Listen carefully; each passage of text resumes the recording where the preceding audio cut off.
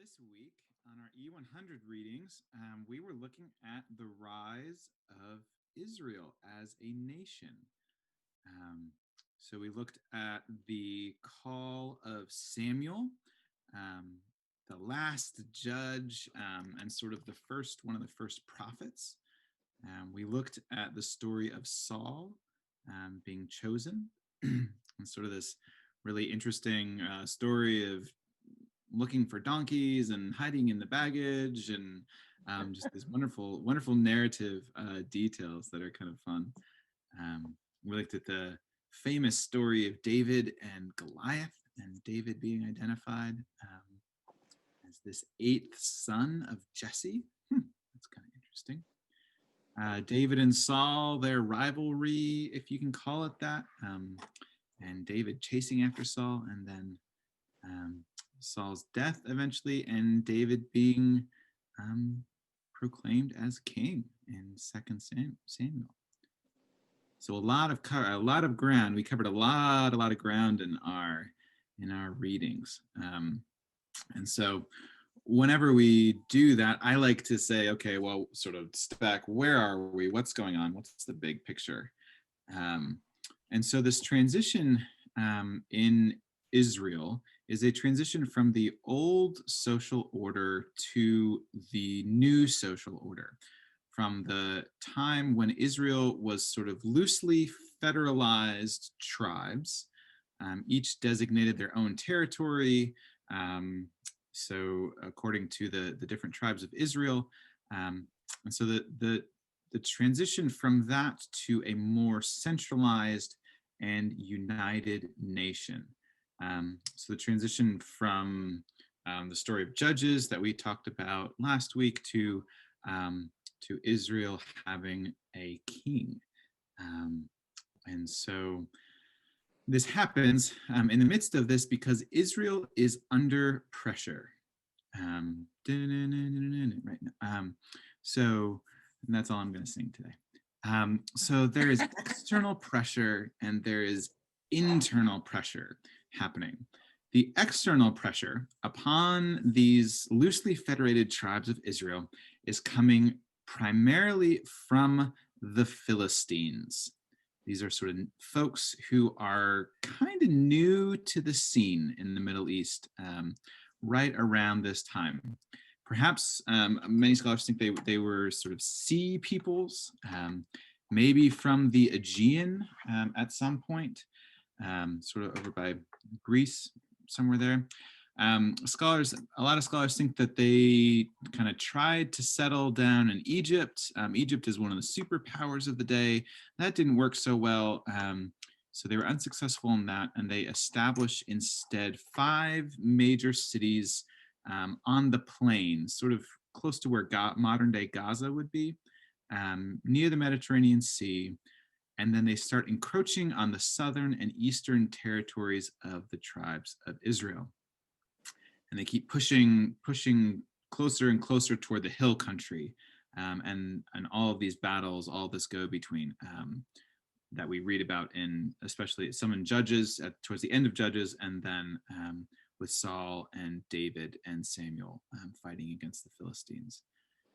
This threat is an existential threat for Israel. This is a big deal. They are potentially going to be overrun.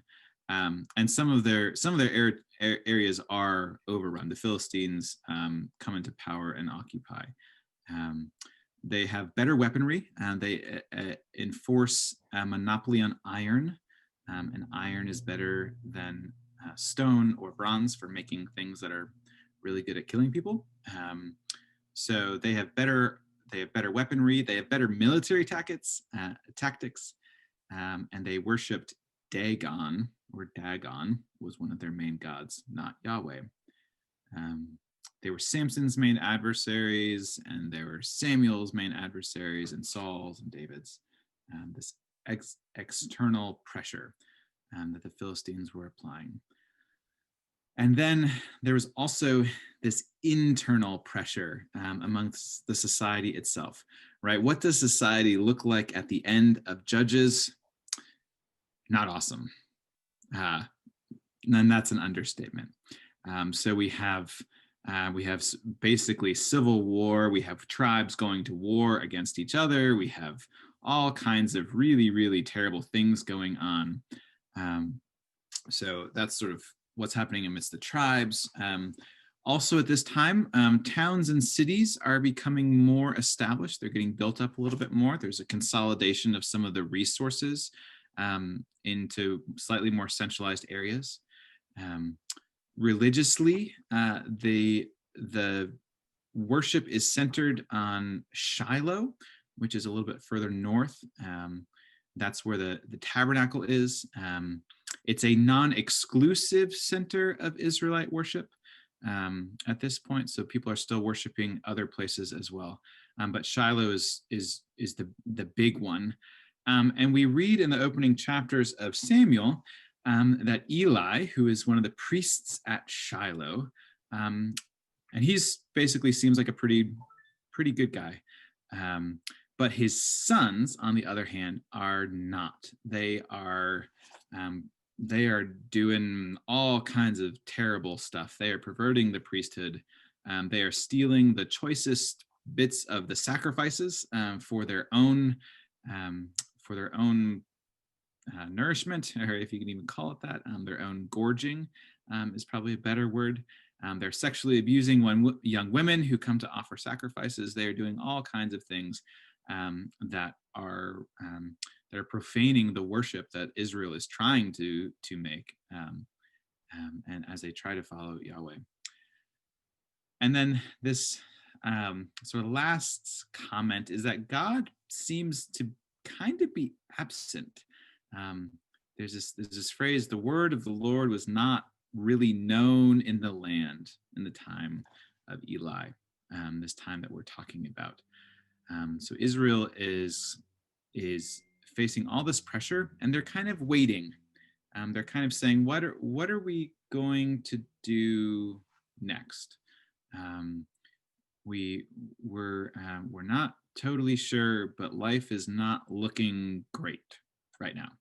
We have enemies on our borders. There's social, and we're in social transition. Old ways of being are breaking down, and we're not really sure what the new way of being is going to be like. And so the story of Samuel, or the stories of the book of Samuel and Kings, and but especially the Samuel arc, we could call it sort of the rise and fall. This is the main theme that weaves sort of cycles throughout these stories.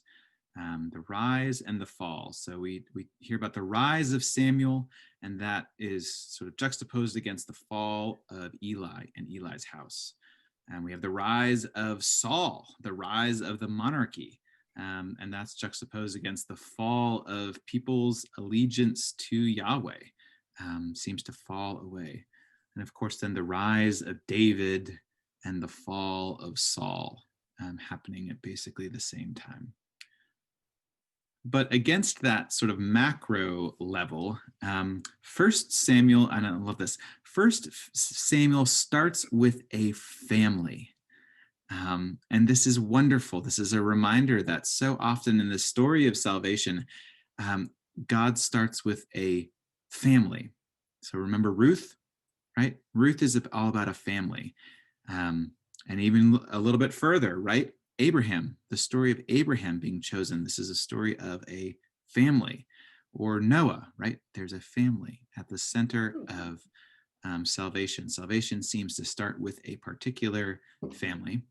This family, the patriarch is called Elkanah, and he has two wives, Peninnah and Hannah. This story, Hannah's story, Samuel's story, is paradigmatic of Israel's story. It's a microcosm. We see sort of the whole story of Israel in the story of this one family, and especially even more so in the song that Hannah will sing. Hannah's song is the interpretive key for everything else that happens in the books of Samuel. And so what I thought we would do today, rather than sort of go sort of going into all of the different texts because there was a lot of reading this week, if we kept up with it, and a lot of listening. So this time we're going to dive into one piece of our reading, rather than sketching the big arc. Although I think as we dive into this one piece of reading, we see the big arc.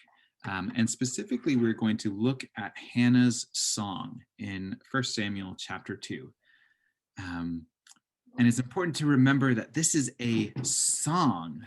Ellen Davis, a commentator, says, "Who remembers anything that Tony and Maria ever said in West Side Story?" Right? No, I don't know, but we can remember what they sang. Right, they're when the words are set to music and become lyric, then these are what we know. This is how we remember. So this is an ancient song of Israel, that begins in a posture of waiting.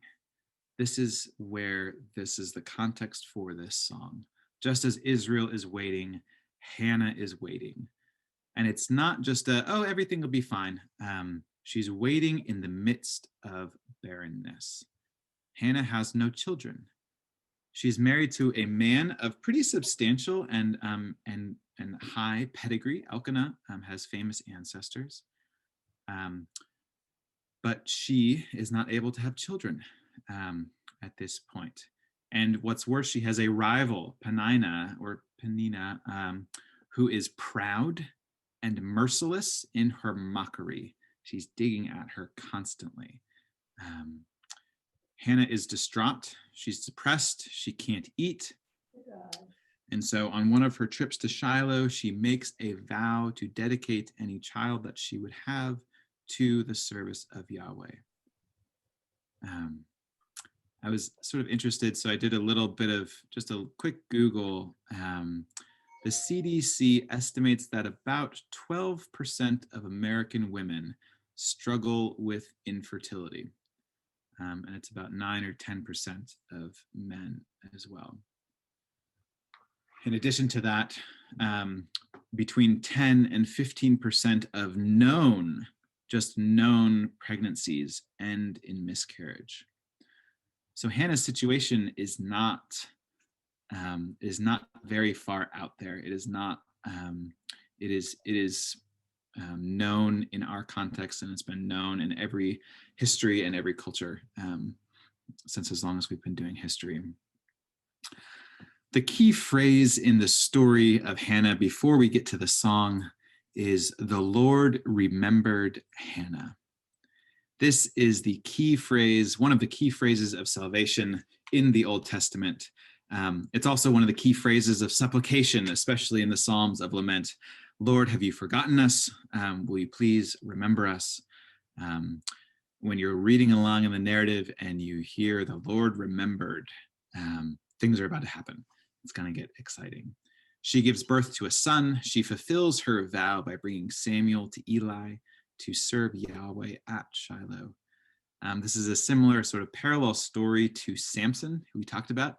The major difference is that Samuel actually does dedicate his life to his people and to his God. And so there's a pretty stark contrast, a compare and contrast going on. And so this progression is from a situation of hopelessness and barrenness to Yahweh remembering, and not just remembering, but actually acting to deliver. And then we get to doxology, or praise. And this song, Hannah's song, is, if we were going to sort of summarize it in one way, I would suggest that it is about the total sovereignty of Yahweh. And closely related to that, the surprising way that Yahweh exercises that sovereignty in the world. So I'm going to read it for us, and then I'll share my screen and have it up so that we can take a closer look at it. And I thought I would actually read it from the King James Version, because there's something about the language that just is a little bit King Jamesy, I guess. So it preserves the sense of this is this is a song. This is slightly different language. This is poetry as well. So listen for a word or a phrase that especially captures your attention, and then we're actually going to go through pretty much verse by verse. And Hannah prayed and said, "My heart rejoiceth in the Lord. Mine horn is exalted in the Lord. My mouth is enlarged over mine enemies, because I rejoice in thy salvation. There is none holy as the Lord, for there is none beside thee, neither is there any rock like our God. Talk no more so exceedingly proudly. Let not arrogancy come out of your mouth. For the Lord is a God of knowledge, and by him actions are weighed. The bows of the mighty men are broken, and they that stumbled are girded with strength. They that were full have hired out themselves for bread, and they that were hungry ceased. So that the barren hath borne 7, and she that hath many children is waxed feeble. The Lord killeth and maketh alive. He bringeth down to the grave and bringeth up. The Lord maketh poor and maketh rich. He bringeth low and lifteth up. He raiseth up the poor out of the dust, and lifteth up the beggar from the dunghill, to set them among princes, and to make them inherit the throne of glory. For the pillars of the earth are the Lord's, and he hath set the world upon them. He will keep the feet of his saints, and the wicked shall be silent in darkness, for by strength shall no man prevail. The adversaries of the Lord shall be broken to pieces. Out of heaven shall he thunder upon them. The Lord shall judge the ends of the earth, and he shall give strength unto his king, and exalt the horn of his anointed.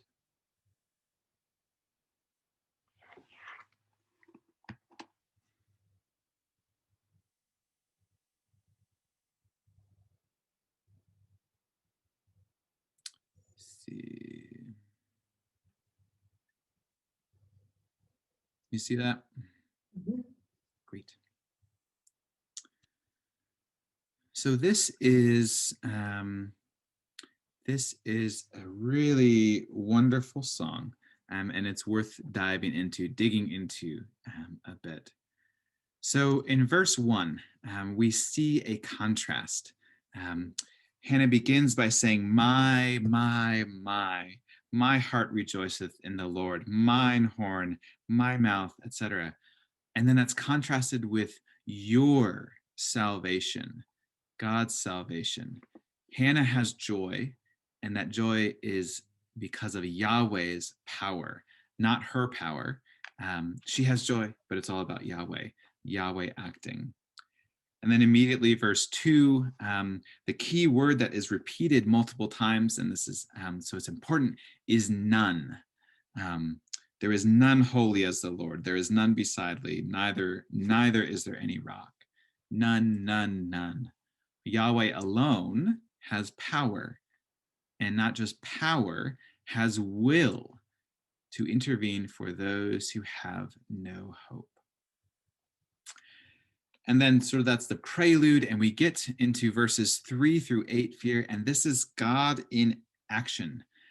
God who is not deterred and also not particularly impressed by human strength or so-called strength. And so we know, think about this, God of action, not impressed by human strength, the story of David and Goliath, right? Perhaps even the story of Israel writ large, this tiny little nation stuck between all these superpowers. And then God yet somehow is working in and among the midst of them. So verse 5 is potentially a little bit troubling because it speaks about this great reversal between those who have, those who were full, and those that were hungry. They that were full have hired out themselves for bread. They that were hungry ceased. So this is right here. So this is potentially troubling because to it's not saying that necessarily everybody is full. It's saying that those who used to be full are now hungry.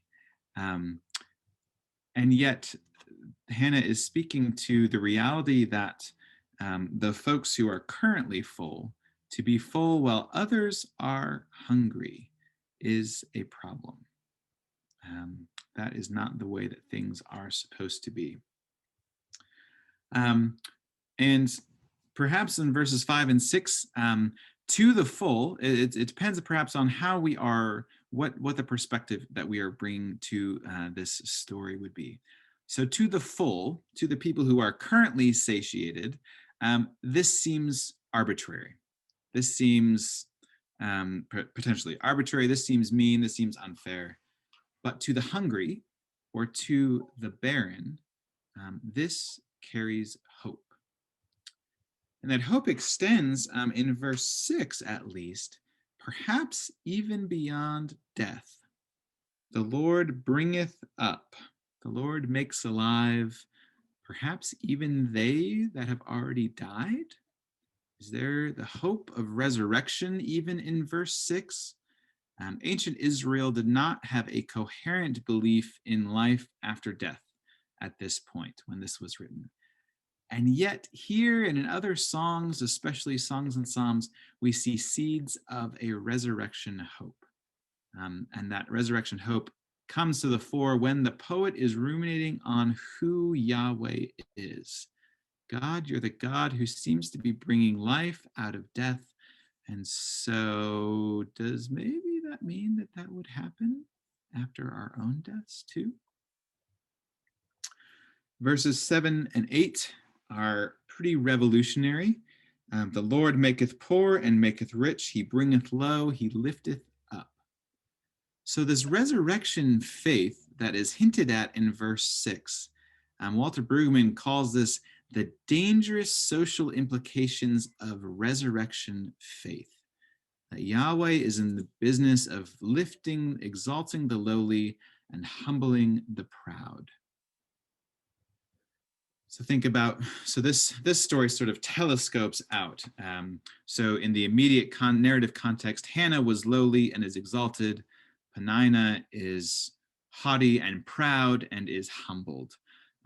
In chapter, when we get to David and Goliath, right? What's Goliath's main issue? He's boasting, he's being proud. His confidence is in his own strength. And then he is brought low by a teenage shepherd with a rock and a sling. And then the final edition of First Samuel probably came together while Israel was suffering underneath the Babylonian rule. And so the Babylonians of the superpower are perhaps indicted in this song as well.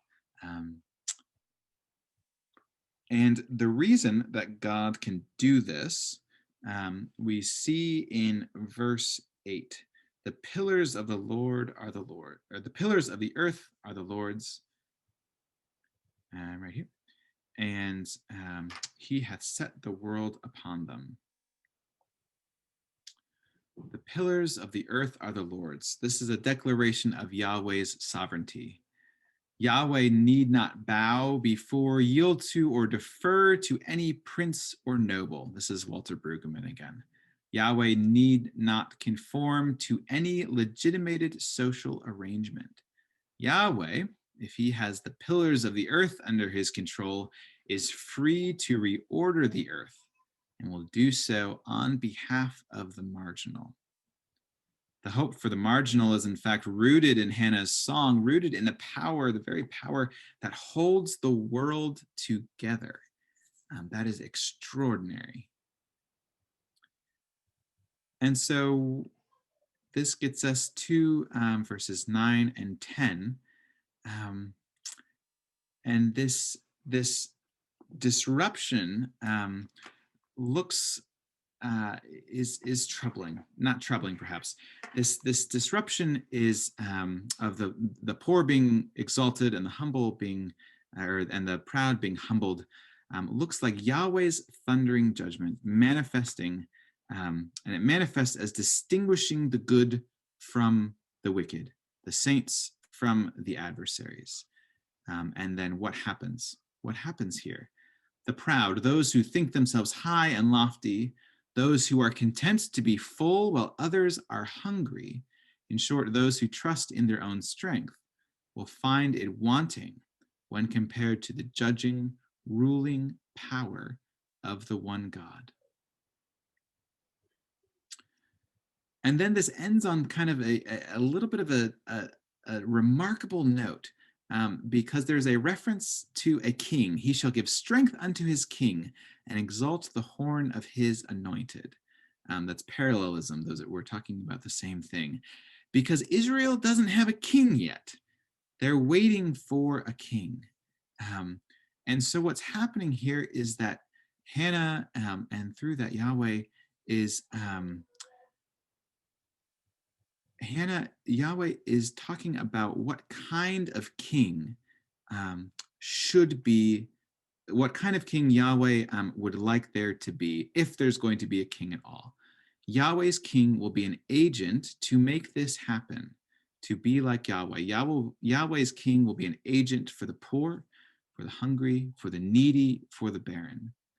And this we see when we read the text is in fact the standard by which Israel's kings are judged, and almost entirely found wanting. And so far as the kings of Israel are sort of get a pass, and most of them don't, it is because they are living up to this vision of Yahweh's sovereignty exercised on behalf of the poor, the hungry, the needy, and the barren. And it's not possible. The king can't do this when he places himself in the place of Yahweh, when he exalts himself, when he becomes the standard by which everything else is judged. And this is the end of this song. And as I said earlier, this song is the interpretive key to the Samuel narrative. This is how we understand the other stories. This is how the other stories are actually told in themselves. So Saul's downfall, we read about, he says, everybody, it's in the midst of, he's nervous, he's fighting the Philistines. His army seems to be fleeing, and he understands that. And he says to Samuel, Samuel confronts him, the people are fleeing me. He's not saying they're fleeing Yahweh. He's saying they're fleeing me, so I had to offer the sacrifice. And that's, he places himself at the head of the Israelite community rather than placing Yahweh there. And we see the lifting up of the lowly, again, in the details of the story. David, who is exalted to be Israel's greatest king, he's the 8th son. He's a nobody. He's out with the sheep, but he becomes king. He's lifted up. He becomes king. We talked about David and Goliath already, this lowly shepherd boy against the mightiest prince of the Philistines. And then this is a story really of Israel's song itself. This small people, insignificant people in many ways, who are at the mercy of the Philistines. And the Philistines couldn't even take over Egypt. So there's Egypt from the south and other empires to the east and to the north. And yet Israel is somehow lifted up or singled out to be lifted up.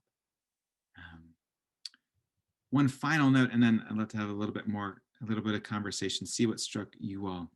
This song, Hannah's song, becomes Mary's song.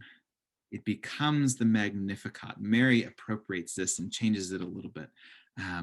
But this is Mary's famous song, the Magnificat, is based on this song from Hannah. And so this is how Luke, the author of the gospel, where we see the Magnificat recorded, how Luke understands Jesus as the Messiah, Jesus as the true king, Jesus as the anointed one, who brings and who actually is good news. And so because of that, this is actually our song. It's Israel's song and it's our song, especially a song that we can and should sing and be oriented to in times of social upheaval, when there is a temptation to cry out like Israel did, "We want a king," right? Samuel begins in barrenness redeemed. This is an extended quote from Walter Brueggemann. Barrenness, however, is the penultimate humiliation. The last threat, the ultimate threat, is death. And the best, most astonishing gift is resurrection life. Hannah, and then Mary, and all of Israel, Hannah sings of the one who brings up, who brings to life, who breaks the power of death. Hannah flings this song buoyantly in the face of the power of death. Her act is an act of daring hope, rooted in a concrete and yet waiting for more of life yet to be given. This is All Saints' Day, where we celebrate in a special way the resurrection, the power of the resurrection, of resurrection life. And we see the roots of that hope even as far back as this wonderful song that Hannah performed, that Hannah sings to the Lord. And I just think that's wonderful. So I will stop this. Well, I might keep the screen share if there's things that you would like to reference specifically. I'll stop it. I'd like to see you guys. There we go. Perfect. So I'm wondering what your thoughts might be. This song, how this song applies to the other readings that we did over the week. If you can see that sort of laid on top of it. Yeah, what stuck out to you all?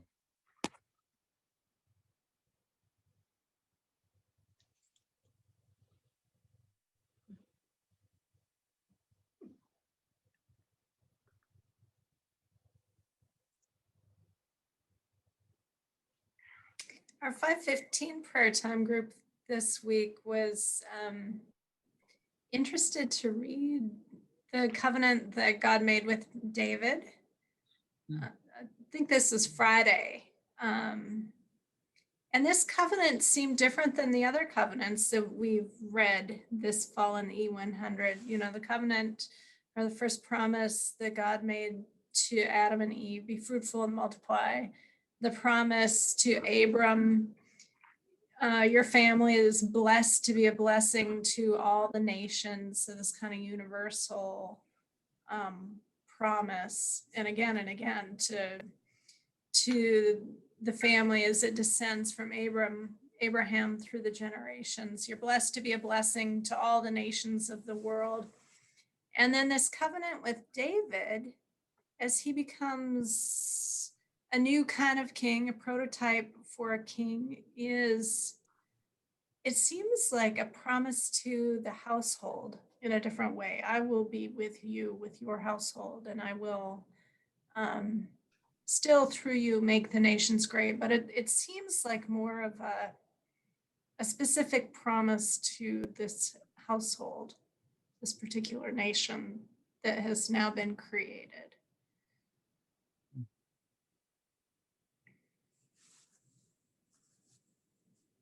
And there are different covenants, and I wonder, Michael, what do you know about covenants? What did you learn about that at seminary? If your Old Testament classes got there. Yeah. Yeah. I mean, so there's a number of different covenants, and they're all a bit different. The one of the ways of understanding them and really understanding sort of the theology of the Old Testament. A guy named John Levinson wrote a book called I forget what it's called, but he talks about there's two. Yeah, that's helpful. That's really great. But there's two major sort of streams of theology, and one he calls Sinai theology, and one he calls Zion theology. And so the Sinai theology is, and think about these two, and so there's two different mountains that loom large in Israel. So one is Sinai, and the Sinai covenant, right, is with Moses. It's the law. It's do this and this and this and this. I will be your God. I brought you out of Egypt. But there's a lot. There's a lot that you all need to do as well for to make this covenant happen. And so the Sinai theology is very bilateral, sort of two entities entering into partnership together. God's doing more than the people are, but the people are called to be holy. That's contrasted with Zion theology, which is more, Christine, the theology of David and the Davidic covenant. And the astonishing thing about the Davidic covenant is that it's unilateral. God is making promises about what God is going to do to and for the people of Israel, and specifically to and for David and David's house. So it is more specific. That's sort of the microcosm, because of course, if we have the king as the representative of the people in ancient understanding, right? The king is the people. So for Yahweh to make promises about what he's going to do to David is effectively, this is what I'm going to do for Israel. And this is where we get the messianic language and the everlasting covenant that God has made to David's heirs, and yeah, that we would say that ultimately are pointing to the Messiah. Christians would say that's Jesus, as the one who is the fulfillment of that covenant, and who ushers in the new covenant as well. But this, yeah, I like the way that Levinson sort of there's these, it's polyphonic, right? There's two voices singing in the Old Testament, singing together, harmonizing together. And I think we need both. We need both the Sinai theology, the call to holiness, and the Zion theology. And of course, David is all about Jerusalem, Mount Zion. And we need that as well. God's unfailing faithfulness, just because he can, that supersedes that supersedes our limited ability to covenantal faithfulness, and that is our hope and is our expectation. Well, it seems to me that there's an implication here. There's also a covenantal relationship between government and the governed in that case, that it is not Davidic, it is bilateral. You know, we in our discussions on Macaulay's book, Reading While Black, chapter 3 addresses the question of Romans, chapter 13, 1 through 2, where Paul seems to say, you know, you got to obey the government, and anybody who doesn't is going to be punished. And it's pretty disheartening for people who want to protest and talk about racial injustice. And yet Hannah's song suggests, and what Michael, you were just saying, is that, well, Paul is talking about a government that is operating as God would have it operate, in justice. Yeah, and if it's God's government created and operating in justice, then yeah, you do owe obedience to that government, but not necessarily if it's a government that is not operating according to God's law and God's principles. And we had a real hard time with that in the conversation, as you might well appreciate. But Hannah's song actually helps solve the dilemma here by saying, and Macaulay did that too. He said, look, we're not talking about every government, no matter what it does, including Germany. No, God's not saying, Paul's not saying you have to obey everything that government does. Rather, there is this implied, our actual and democratic principles in our Constitution. There is the very clearly stated covenant between government and the people, and that really helps keep those boundaries in mind. I like that. Mm-hmm. Yeah, we sort of skipped. I was thinking, we missed the whole, and I wanted to get there, but when Samuel's warning, you guys, why do you want a king? You know, I'm your king, says God. A king is going to take everything. And that's the operative word in this warning. The king will take your sons, he will take your daughters, he will take your taxes, he will take. And yet the mystery is that somehow God also works through the king, through the government. And I think David, you're right that Hannah's song is again operative here, that the king can function in a way that is in covenant reality with his people, to effect justice. And the story of Israel is that most of them don't.